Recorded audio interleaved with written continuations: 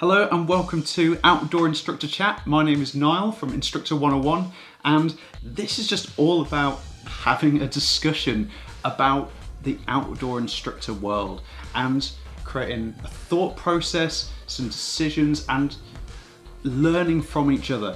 I'm really excited about this format because it's not just me talking, and I get to learn from it as well, but it creates a discussion and a thought process about what it is that we do and how we do it. So yeah, hope you enjoy. In this episode of Outdoor Instructor Chat, I was joined by Pete Edwards from Prowess Climbing Coaching. It was loads of fun chatting to Pete. He's obviously got so much knowledge and experience. It was great to chat with him. Things that we discussed bouldering, what it is, how he's probably ruined any adventure film for himself. We also discussed, has he always wanted to be a climbing coach? And is it possible, or how is it possible, to coach someone that is much better than you? So yeah, hope you enjoy this episode. Enjoy.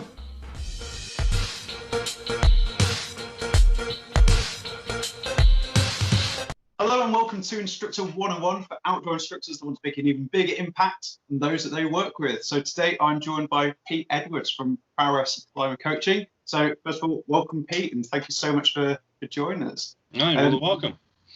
Yeah, I really do properly appreciate you taking the time to chat and reach out. First of all, as well, was maybe about a month ago we started talking on Instagram, I think, Facebook.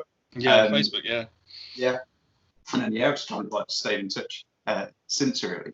So yeah, do you want to introduce yourself? Tell the audience who you are, where they can find you, all that sort of stuff, and then we'll crack on with it. So I'm Pete Edwards. I'm a self-employed climbing coach, run my own business called Prowess Climbing Coaching, and I work with people generally to get over a plateau or to help them established climbers who've already started, who want to get that little bit better but don't really know how. And primarily so far it's all been indoor coaching, but now it's starting to look outdoor bouldering. Lockdown's been really handy for me because it's meant I could do all the admin and stuff for it. So hopefully now that we've finished, I've got all these documents that I've designed while I've been sat inside. So yeah, hopefully now it'll be outdoor bouldering coaching as well. And bouldering's really my thing as a climber. It was about 5-6 years ago, and I realised that I just don't like doing trad climbing. I don't like being scared, and so I don't want to do it anymore. And so now I go bouldering, and now I've got 700 descents and 100 crags and 9 countries behind me. So yeah, a little bit of experience. Yeah. So yeah. Amazing. So yeah, loads and loads of experience. I know that you're a development coach as well. Development coach, CWDI, so I can do indoor leading. And I'm also doing a master's degree in elite performance, which is all looking at climbing coaching and what elite climbing coaches do and how they operate and all that sort of stuff, which has kind of given me a lot of academic background and a lot of waffle. So you've got all the climbing experience and then you've got all this academic stuff, and I'm kind of sat in the middle going, oh, well, this could be useful for this. So yeah, so combining everything together. So yeah. That sounds like a great place to be. You might be like, no, it's this. I'm stuck between two bits of it. The biggest problem is that you can't, I look at the most innocuous things and I go sort of there's a principle in there. I wonder what happens if you just, So I can't watch a normal climbing film anymore. I just end up thinking too much. It's oh, look at the way he's holding that. If he twisted and turned, yeah. So are you watching these the adventure films now, and you're analysing things in a lot more detail now? The best one, and I'm trying to stay grounded with this and not get too arrogant, because I watched Nale Hukataival and do a video and do a climb in Fontainebleau, and I was like, his technique is terrible. What's he doing? It was awful. He was just doing this. And you have to kind of go sort of right, he knows what he's doing. This is Nale, first 9A ever, he knows what he's doing. But I couldn't watch it without going sort of no, mate, twist at the hips. Come on. Just make this so much easier.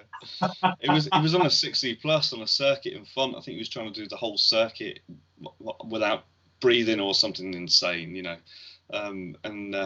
yeah, I just watched it and went, no, just switch brain off and enjoy. Oh, I love it. If you just ruined all climbing films for yourself now. Yeah, pretty much. Yeah. Lovely. So for those that are not necessarily as involved in the climbing world, you said you've done trad climbing in the past. I know you've done it's winter stuff as well, and then you said you primarily focused on bouldering. So well, I kind of more about that, like. Yeah, so my first lead climber was 10 in the Ogden Valley, and Dad taught me how to climb, and he took me climbing and stuff, and I led a pitch, and then took a bit of a break from it, got back into it at university, and it was strange. Like undergrad was 2002 in Lancaster, and there's still the ethic then was very much it's all for trad. You can go bouldering, but it's practice for trad climbing, and you can go and clip bolts if you like, but it's practice for trad climbing, and trad climbing is practice for winter climbing, and winter climbing happens in Scotland, and that was the natural progression that everybody went through. And I think I imagine here or probably over in the Peak, then it would have been a little bit different, and you could have broken the mold. But certainly, I mean, I wasn't strong enough to go against the common consensus and go, no, that's not for me. So I've led up to HVS at E1. I've sport climbed up to 60 plus or something. Never really went to many sport venues. I've done a bit of winter climbing. I've winter climbed Winter Ice 3 a few times. But just got to that point. I think I got into my 30s and kind of didn't have anything left to prove anymore, and kind of went, just do what I want to go and do. And strangely enough, my bouldering grade went through the roof at that point. So I went from like 7A plus to like 7C plus a couple of years ago. So yeah, I was on course for my first 8A, and that was supposed to be this spring. Whoa. Like that would have been the coup, but yeah. But then I had elbow tendonitis from January anyway, so the break's actually done me the world of good.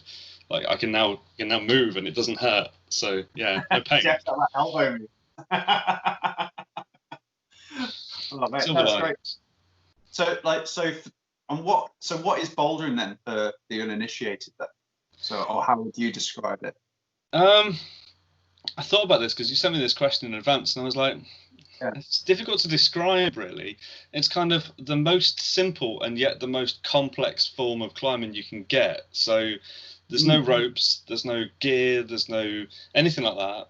It's you and a rock in your shoes, normally with a bouldering pad to land on. And that's pretty much it. If you're not willing to fall off from high up, then don't climb it. Go and pick something else, And I kind of think of it as like the 100 meters of climbing. So if you compare climbing to running, your big alpine routes are going to be your marathons and stuff. Bouldering is that 100-meter sprint.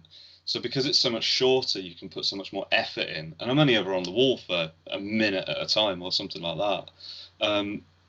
But because it's so much shorter and so much harder, it's normally got much more in the way of rules and off limits and stuff.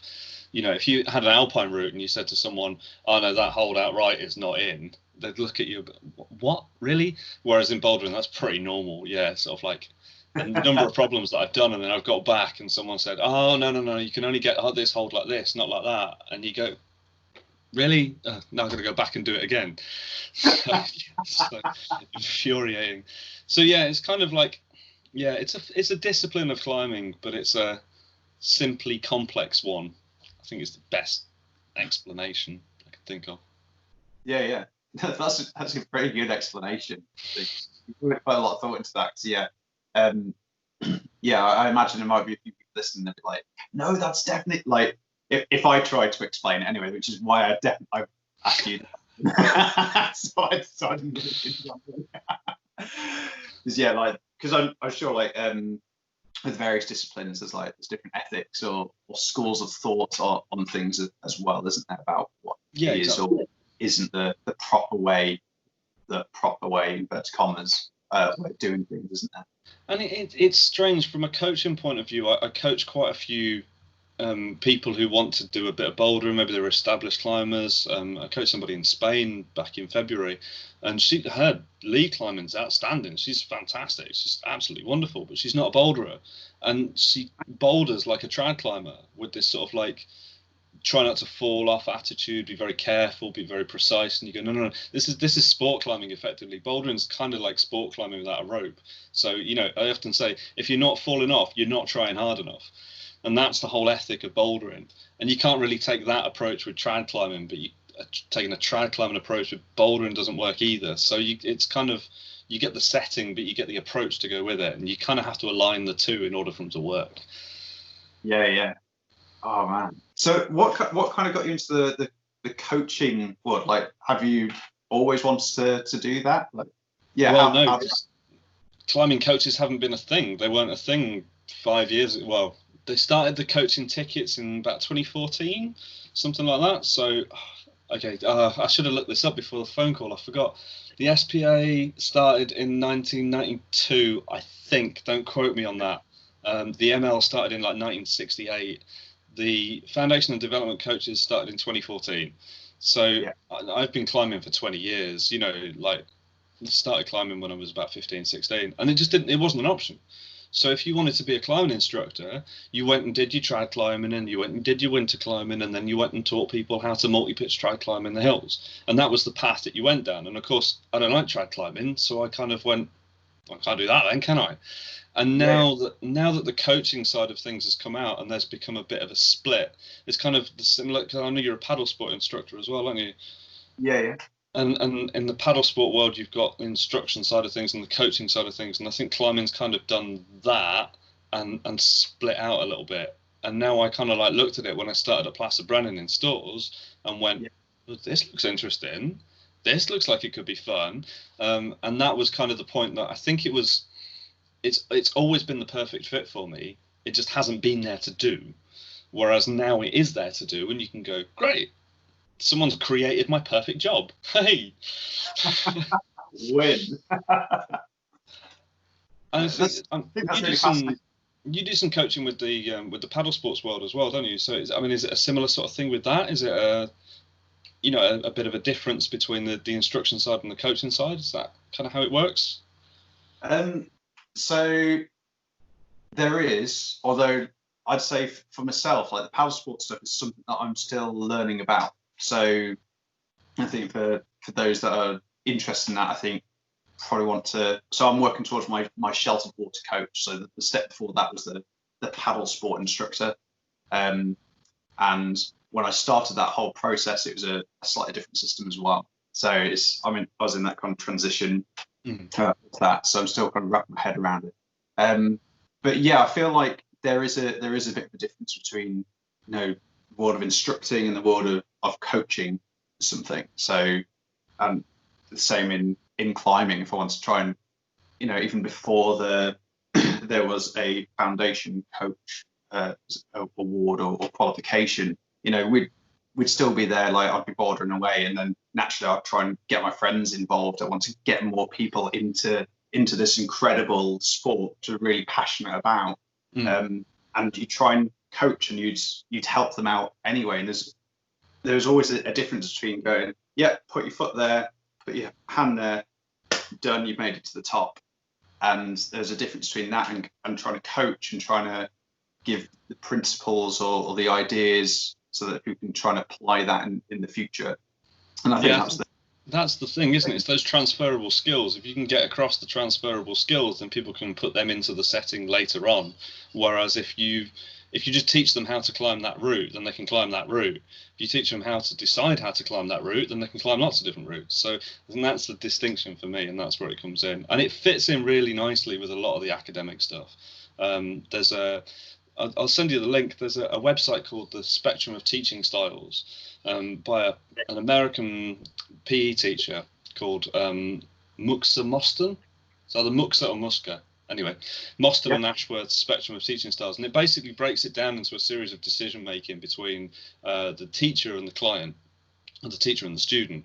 And they've got two different sections. There's the reproduction styles and there's the production styles. So the reproduction is, I'm going to show you how to do this thing, and then you're going to do it yourself.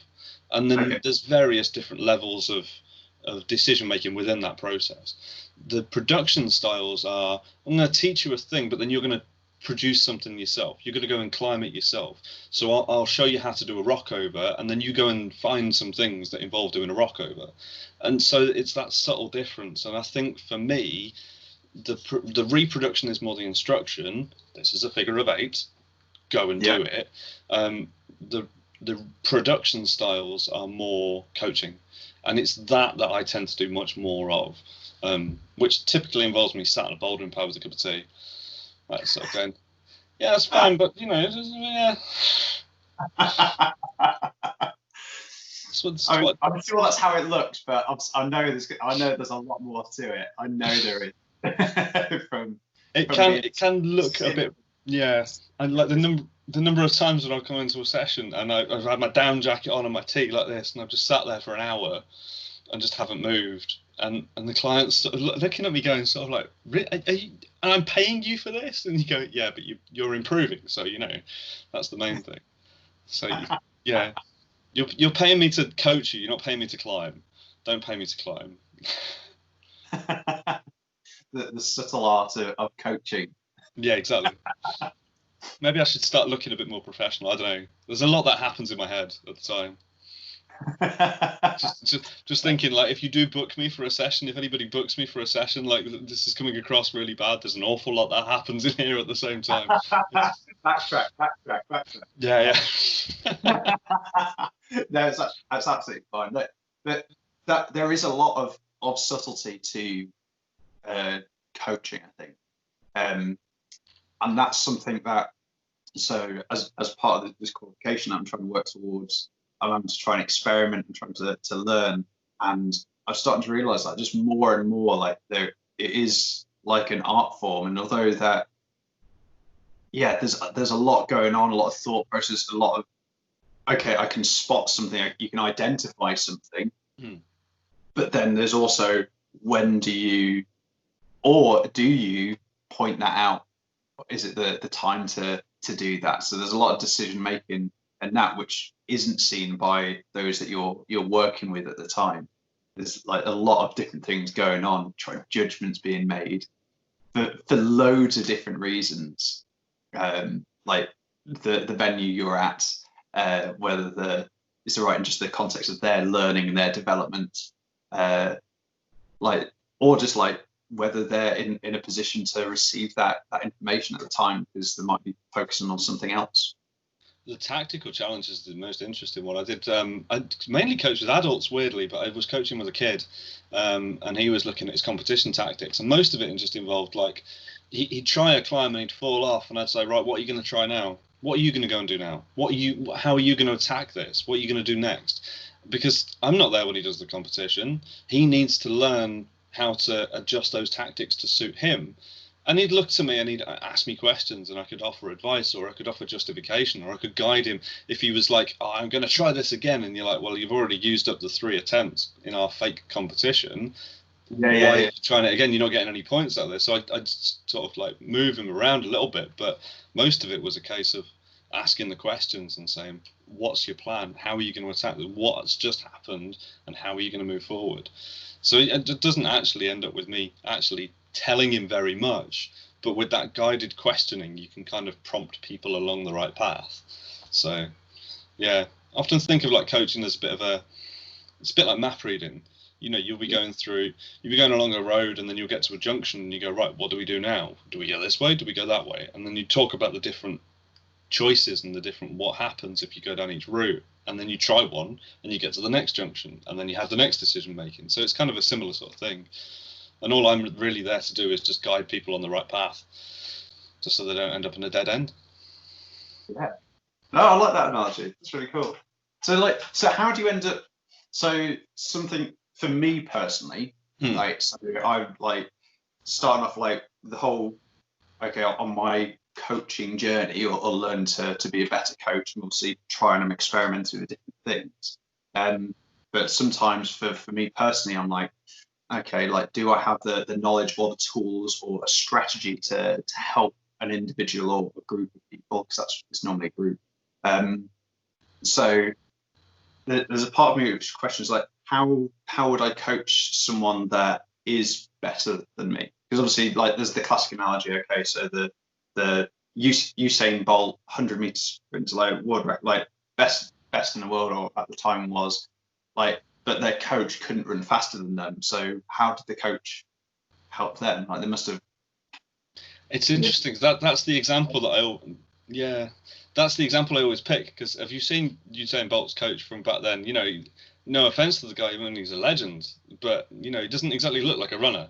He's quite short, he's quite round, and But I think that it's this, and this is one of the big problems that we've often had in the climbing world, is that there's this preconception that you have to be able to do it to coach it, and there's this idea that if you can do it, then you can teach someone else. And I think there's a rudimentary difference between being able to coach something and teach it and being able to do it. There's lots of things that we can do that we can't teach.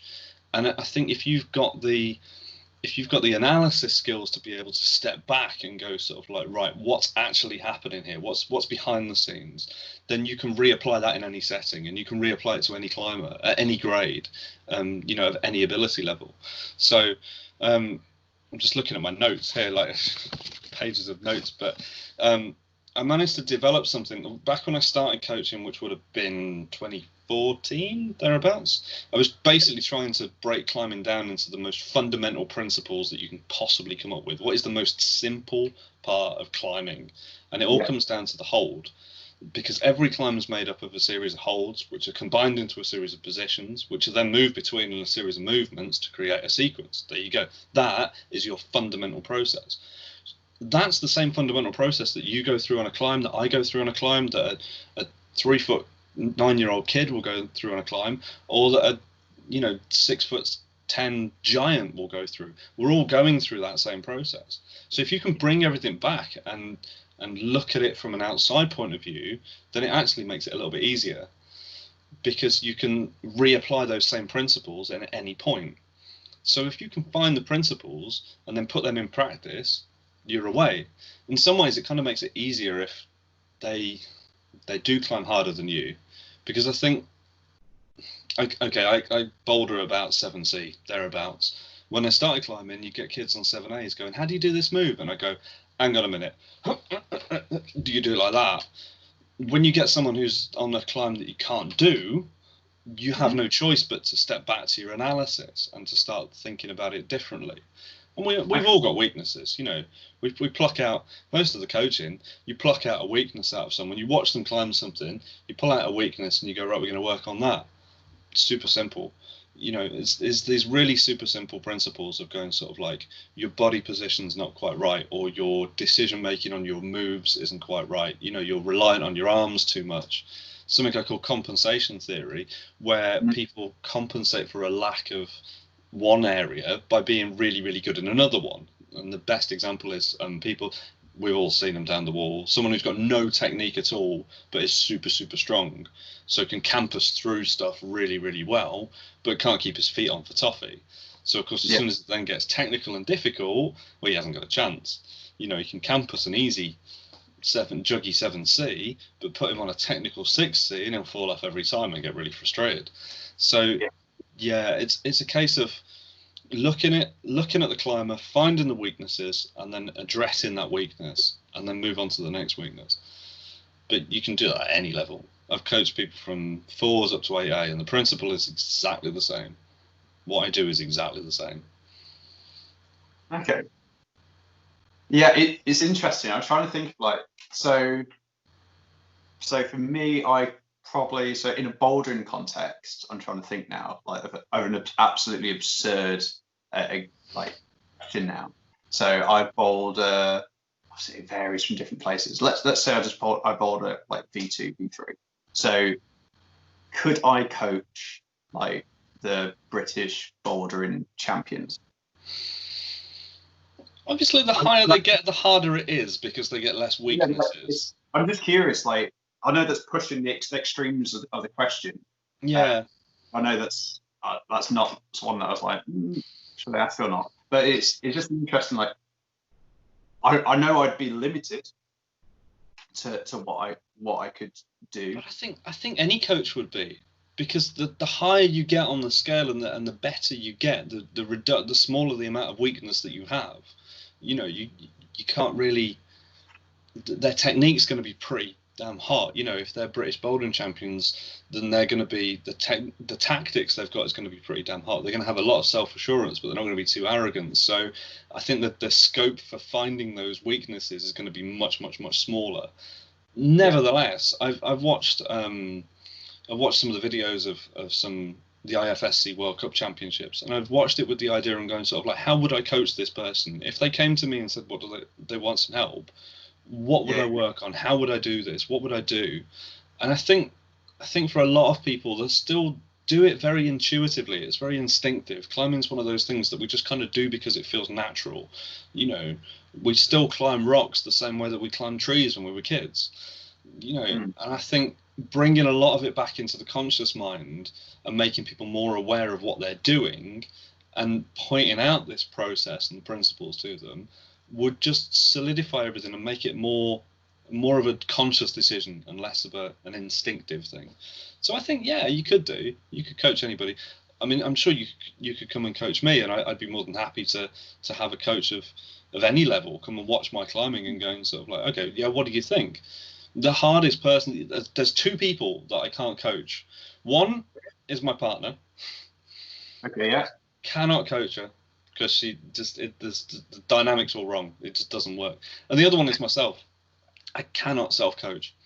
I don't know why, but I get too engrossed in the moment, and I get too engrossed in trying to do what I'm trying to do as a climber, and I can't step back and look at myself as a coach, which is really infuriating. Like last year, I was on the barrel in the pass, and I went up. The first session was 2 hours.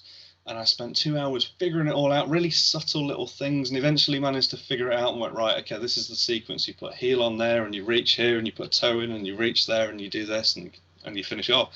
The next day I went back, and I was using a different sequence, but I didn't notice. And I didn't stop and think and go, what's going on, what's different? I just carried on as a normal climber, just try it again, try it again, try it again. After another 2 hours, I eventually clicked and realized what I was doing differently to the day before. It took me 2 hours of getting really het up and annoyed. By this point, I'm now too tired to go and do the move that I need to go and do. So I go, great, I wasted my session.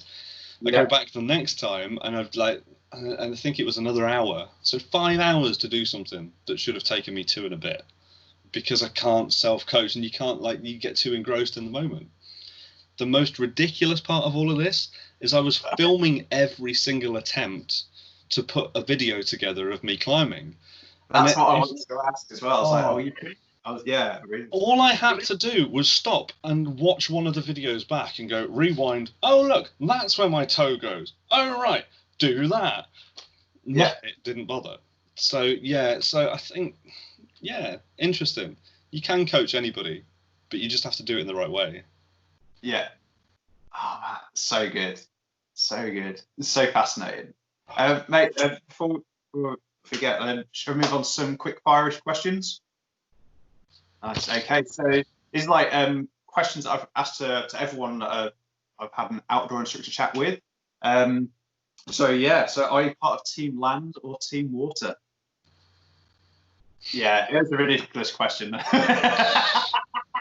I thought I was trying to put down, I wanted to kind of elaborate on this a little bit more, but I couldn't really think of much. I have paddled. My folks got me into paddling a little bit when I was a kid. There's a great picture of me. I was about 2 or 3 in a kayak on the land, but stood in the cockpit of a kayak. I've paddled grade 2 rivers and stuff, but I just didn't like it. It scares me. I like flat water. I like something nice and calm. And I love the idea of getting into open boating later in life, when I'm too broken to climb. I love the idea of just pootling along and just calming down. But no, at the moment it's all about the land. It's all about the boulders. As long as I'm fighting fit, I'll be on the land. I definitely need to revise that question, because I've had a similar response to it, just hold your hands in the air, what are you asking me about? But that's because I'm having these chats with people like yourself, which are very specific on coaching particular sports, which is completely I'm more than a little bit niche in what I do, but I think, to be honest though, I think everybody's probably dabbled a little bit, I've paddled a bit. I lived with I used to rent a house, rent a room out in my house, and I had a paddler, and he took me paddling, and I took him climbing, and that's when I went and did the Gwynant. But the thing that really got me with it was the parallels between the different types of paddling and the different types of climbing, and the whitewater stuff that we were doing was very much like trad oriented. It was very similar to trad. You know, once you start, you're committed. And it's going to be scary and it's going to be dangerous, but you kind of got to carry on going until you've finished. And I think that's one of the things that I didn't like about trad, was that I can't stop halfway through and go, I'm done now. I want to go and do something else now.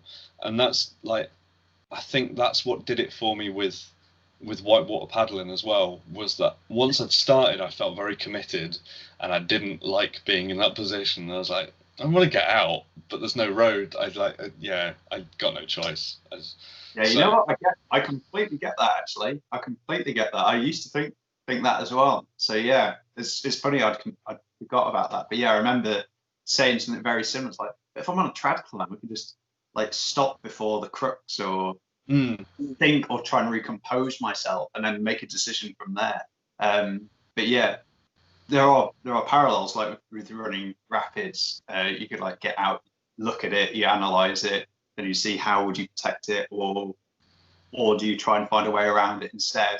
Yeah, you still got those rest positions. You can squeeze into that eddy and have a bit of a think for a moment. But if you get into that eddy and you think to yourself, I don't want to go down that rapid, then like what choice have you got? You know, just like yeah. Oh, we're in a giant canyon and there's no way around it. But then that's when you analyze it way before you even get into that canyon. But you say, yeah. Nice. Favorite outdoor space to be? I don't know. It's a very open question, this one. It's really, really open.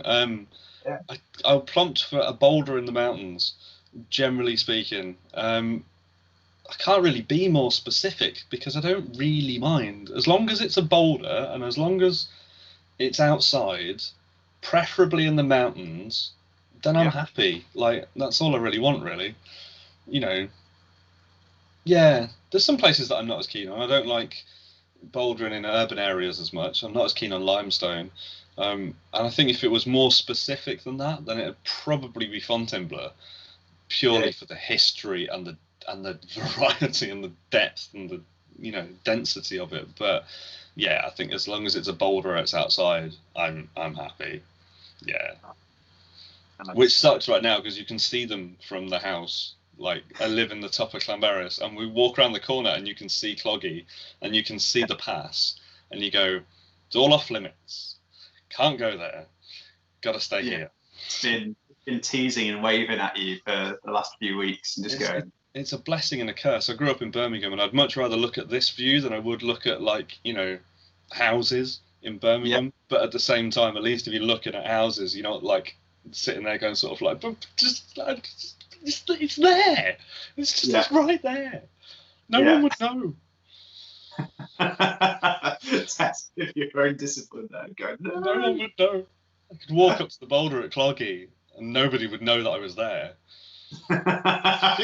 You clearly thought about this a lot. Just obsessing over it. It's not worth a divorce. That's the main reason I haven't been. It's not worth a divorce. I think the missus would be very happy. I sense it. All right then. So a good instructor always has, or a good coach always has. I think anybody, I think if you're gonna, and I've met a lot of people who instruct, and I've met a lot of people who coach. I spent 6 years working at Joe Brown's behind the counter. I spent 5 years working at Placid Brennan in stores. And I think the good ones are the ones who have the enthusiasm for it and they want to teach and they want you to improve, but it's authentic. And that's the key point. It has to be authentic. You cannot fake it. When you go on, you hear these courses and the CWIs or whatever, and they're sort of like, and they're saying you have to be happy and you have to be bubbly and you have to be smiling. And I kind of go, no, you don't have to. Smile and be happy because you are happy. Smile because you want to be there. And if you don't want to be there, question whether you want to be doing this job in the first place. I think you've got to have that authentic enthusiasm to do it. Otherwise, you're just in the wrong game. It's not the type of thing where, I'm trying to think of another job, like retail you can do without any passion for it. It doesn't really matter. As long as you're getting the jobs done, it's fine. But I think for an outdoor instructor, if you don't have that authenticity to it, they'll see through you in a heartbeat, and you're on a hide into nothing, you know. Yeah. Wow. Yeah. So right. Oh, and I forgot that I remember you telling me before that you had that background at Joe Brown's and then working in the stores for Classic Brennan as well. So yeah, this next one then, favorite piece of gear or equipment. Clearly, like, you're gonna have a lot of experience with this and probably like looked at so much. Well, it's interesting. I mean, one of the things they say about bouldering is that it's so trimmed out and that you don't have to take anything. And yeah, okay, you'd argue the toss with that when you found out how much crap I take with me when I go to the crack. 7 brushes and 2 chalk bags and 2 pairs of shoes and stuff. But at the end of the day, though, like, none of it's really that crucial. My pad is probably the most important thing, and the pad's the thing that I would not want to be without, and that's a Petzl Ciro pad. It's one of the big Petzls. I wrote a review for Chalk Block magazine a little while ago on the Petzl pads and started off and went, this is not unbiased. I love these pads. These are amazing. And they're good to land on. They last longer. They're comfy. They're really good to carry in. So, yeah, I don't tend to use much else anymore anyway. I think my Grigri is probably, I wouldn't want to be without a Grigri. I use any sort of normal belay device, it's fine, but my Grigri is pretty much, like, I have to have that with me. If I'm belaying, I want a Grigri. And again, I wrote, because the new ones come out, because they had here we go. The Grigri one was the old one, and then they replaced it with the Grigri 2, and they supplemented it with the Grigri Plus, and now they've dinched the Grigri 2 for the Grigri. So it's like, it's the third incarnation, but they've gone back to the original name, which is all a little bit confusing and a little bit complicated. But it is better. So I wrote a little review on that, and that would probably be, as far as rope climbing is concerned, that would be the best thing. But there is one crucial point that is worth pointing out, is that when I worked at Joe Brown's, we used to get lots of different gimmicks and bits and pieces and stuff that came out all the time. The Black Diamond Magnetron came out while I was working there, and various other innovations. And people would come in and they'd look at it and they'd go sneer a little bit and they'd go, Screwgate's better. And you go, it might be, but if you don't have these innovations, then nothing will improve, nothing will evolve. Everything was new at some point. A Screwgate was new at some point. Somebody invented that. And if it wasn't for the fact that people had the good sense to actually look at it and analyze it and decide that it was good for itself, then we wouldn't have Screwgates. So even bad innovation is still important and is still necessary and still useful. So I'd say even if you've got your kit that you're totally happy with, if you see something new, try it. Because you never know. It might be the next big thing. We don't know until we've tried it, So yeah, and there's so much gear out there. And there's definitely been times where I've been like, I don't get it. I don't understand what the difference is between that and that. Obviously, you can research it, and it might be like quite a minuscule thing, but then it's going to mean a lot to be honest. It's definitely, and it will have led on to more innovations or evolutions. Exactly. Yeah, it leads on to something different, and it snowballs and it progresses and it changes. Everything. And it might just be that something's really, really good for such a small niche that it's not actually that useful, not worth having. But yeah, like twist locks and stuff like that, for a normal climber, not really that useful. But for via ferratas or for high ropes courses and that sort of thing, they're fantastic. So yeah. So last quick-fire-ish question: if you weren't an instructor, or in your case, coach, what would you be? Probably lost. Mate, I am an instructor and I am lost already. No hope for me. Do you remember that Baz Luhrmann song, Sunscreen? Yeah. Yeah, and there's a line in there, and it says, what was it? I've got it written down. Hang on. Don't feel too bad if you don't know what you want to do with your life. And that's been me. I listened back to that. That song came out when I was about 16, and I listen back to it periodically every now and again. And every year it makes a bit more sense. And that line resonates so strongly because I mean I didn't know what I wanted to do. I got a background in education as a scout leader when I was younger. I've done a little bit of teacher training. I worked in a climbing wall in Birmingham, and then I stumbled my way into Joe Brown's, and I stumbled my way from there into the Brennan, and I still didn't know what I wanted to do. And when I started at the Brennan, the tickets had come out, and I thought, well, I'm here. Let's do the courses. This sounds interesting. Let's do it. So I kind of stumbled my way into it, and I found that this is the perfect niche for me. It's like I said before, it's like someone's designed the perfect job for me. I think so. If I didn't have that, I think I'd just still be wandering about a bit blind, kind of going, let's go and do this, let's go and do that, let's go and do the other. But it doesn't really matter. Sometimes that's the best way, because then eventually you will stumble into something that you like. I think as long as you're happy, it doesn't really matter. True. So true. Awesome. Well, yeah, that's the end of the quick fire questions today. So thank you so much for doing that. I have not prepped you at all for this. I don't think I have. Although okay. I don't know. If not, I can edit this out, so it's fine. So camera secret. Yeah, I wanted to ask, did you have a question for the audience at all? I'm aware I might have put you on the spot, so if not, that is absolutely fine. You did, because you said that in one of your other videos, so I actually have it written down on my piece of paper. The problem is I don't have an answer written down underneath it. That's absolutely fine. So yeah, I anticipated your question, but I didn't come up with an answer, and I think it's because I don't know. I think the question would be,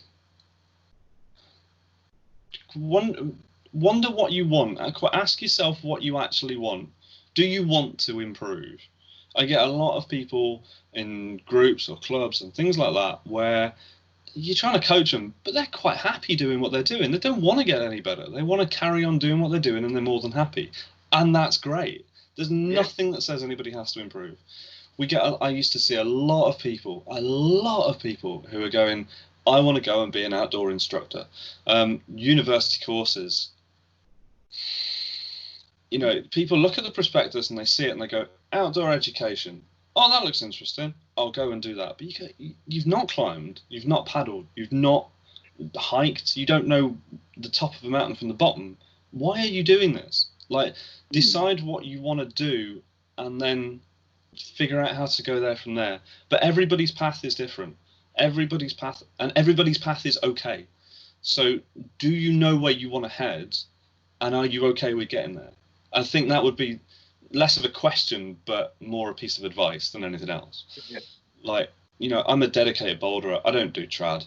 I don't do sport. I just go bouldering. And that gets an awful lot of heat from an awful lot of people, which really isn't okay, because I'm not hurting anybody else. They're not mutually exclusive.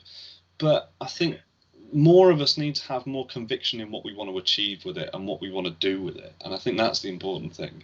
So question your motivations and then be okay with it. I think that would be the biggest piece of advice that I'd give. Amazing.